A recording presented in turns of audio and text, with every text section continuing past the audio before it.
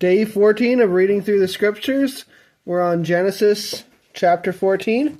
And it came to be in the days of Amraphel, sovereign of Shinar, Arioch, sovereign of Elitzar, Kedorlaomer, sovereign of Elam, and Tidal, sovereign of Goyim, that they fought against Bera, sovereign of Sodom, and Birsha, sovereign of Amorah, Shinab, sovereign of Admah, Shemeber, sovereign of Teboim, and the sovereign of Bela, that is Zoar.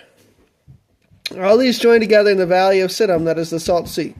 12 years they served Kedorlaomer, and in the 13th year they rebelled. And in the 14th year, Kedorlaomer and the sovereigns that were with him came and struck the Rephaim in Ashtaroth, Karnaim, and the Zuzim in Ham, and the Emites in Shaweh Kerathaim, and the Horites in their mountain of Seir, as far as El Paran, which is by the mount wilderness.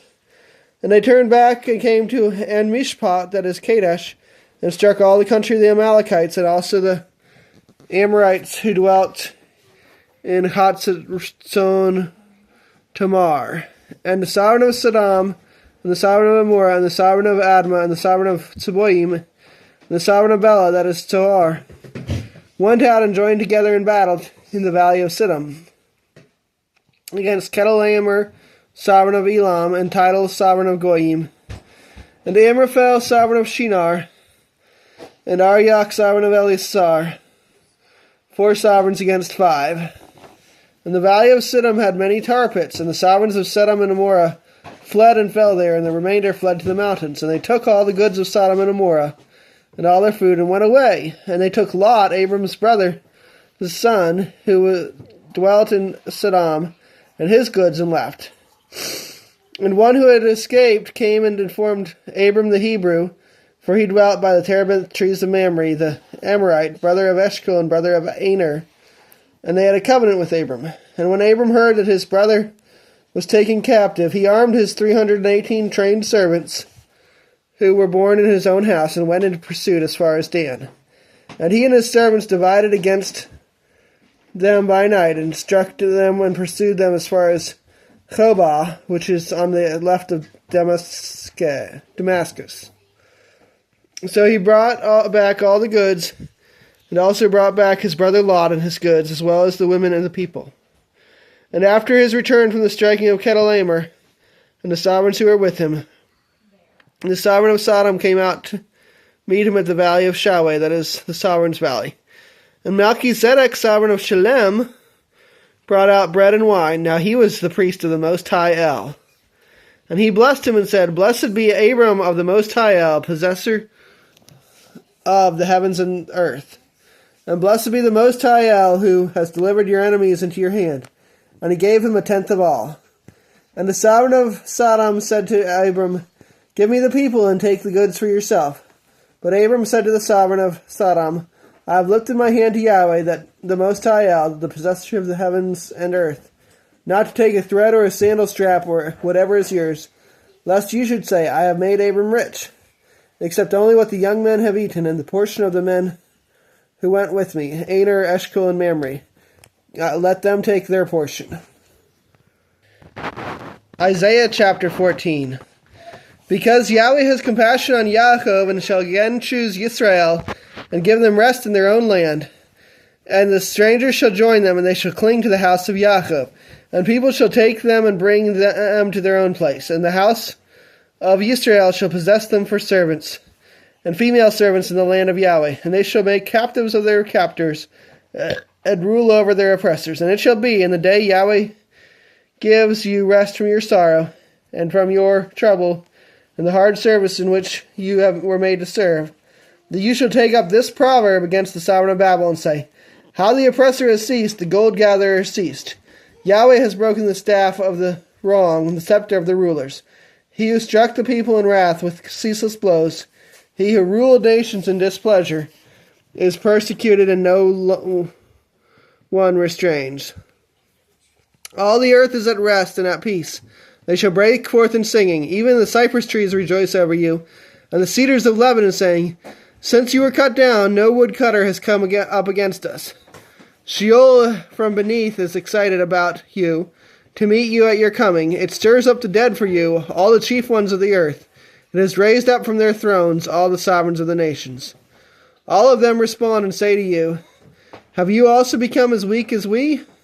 Have you become like us? Your arrogance has been brought down to Sheol, and the sound of your stringed instruments, the maggot is spread under you, and worms cover you. How you have fallen from the heavens, O Hillel, son of the morning.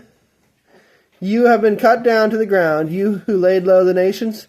For you have said in your heart, let me go up to the heavens, and let me raise my throne above the stars of El, and let me sit in the mount of appointment on the sides of the north.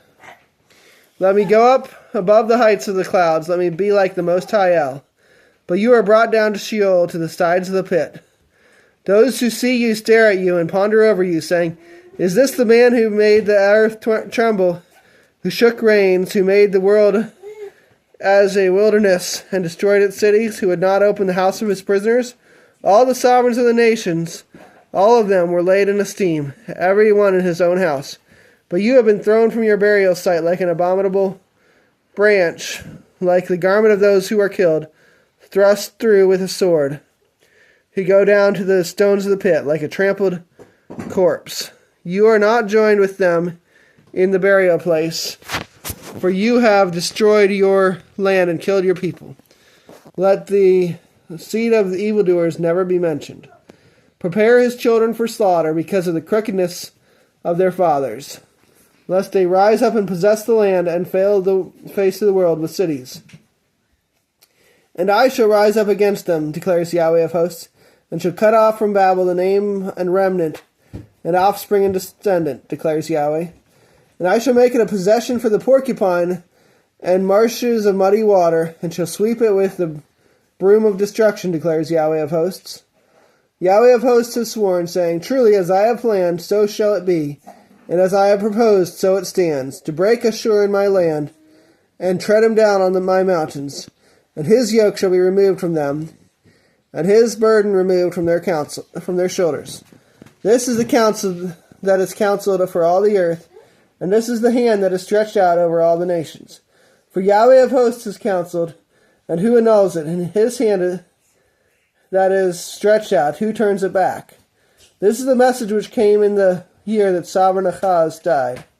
Do not rejoice, all you of Philistia, that the rod that struck you is broken, for out of the serpent's roots comes forth an adder, and its offspring is a fiery flying serpent.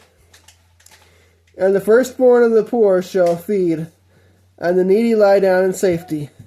And I shall kill your roots with scarcity of food, and it shall kill your remnant.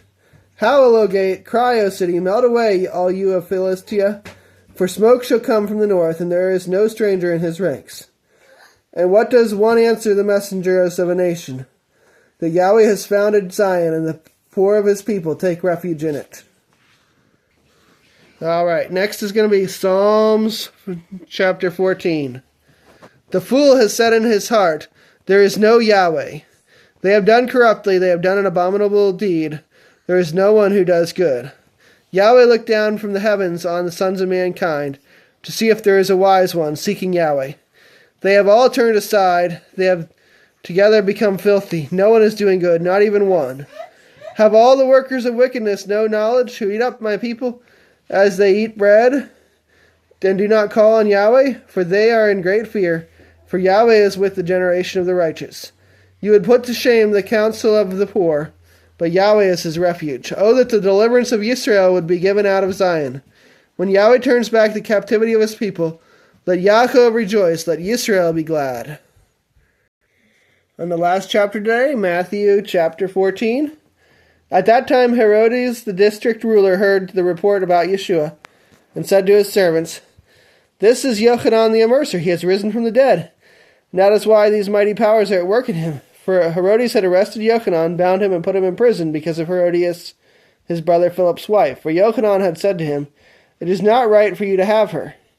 And wishing to kill him, he feared the crowd, because they held him as a prophet. But as Herodias' birthday was being held, the daughter of Herodias danced before them and pleased Herodes.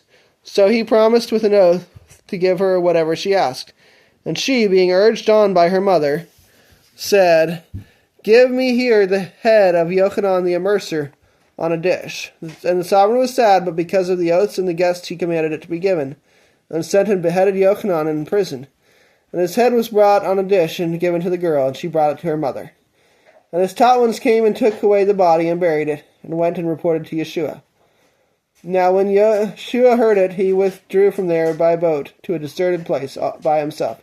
When the crowds heard it, they followed him on foot from the cities. And when Yeshua came out, he saw a large crowd and was moved with compassion for them and healed their sick. And when evening came, his taught ones came to him, saying, "This is a deserted place, and the hour is already late. Dismiss the crowds so that they might go into the villages and buy food for themselves." But Yeshua said to them, "They do not need to go away. Give them to eat yourselves." And they said to him, "We have here only 5 loaves and 2 fish. And he said, "Bring them to me." And commanding the crowds to sit down on the grass, and taking the 5 loaves and 2 fish, and looking up to the heaven, he blessed and broke and gave the loaves to the taught ones. And the taught ones gave to the crowds. And all ate and were satisfied, and they picked up the pieces left over, 12 baskets filled. And those who ate were about 5,000 men, besides women and children. And immediately Yeshua made his taught ones enter into the boat and go before him to the other side, while he dismissed the crowds. Having dismissed the crowds, he went up on the mountain by himself to pray. And when the evening had come, he was alone there. But the boat was now in the middle of the sea, agitated by the waves, for the wind was against it. And in the 4th watch of the night, Yeshua went to them, walking on the sea.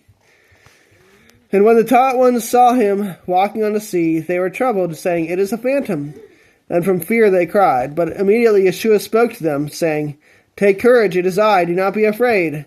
And Kepha answering to him and said, "Master, if it is you, command me to come to you on the water." And he said, "Come." And when Kepha had come out of the boat, he walked on the water to go to Yeshua. But when he saw that the wind was strong, he was afraid. And beginning to sink, he cried out, saying, "Master, save me." And immediately Yeshua stretched out his hand and took hold of him and said to him, "O you of little belief, why did you doubt?" And when they came into the boat, the wind ceased. And those in the boat came and did bow to him, saying, "Truly you are the Son of Elohim." Having passed over, they came to the land of Gennesar.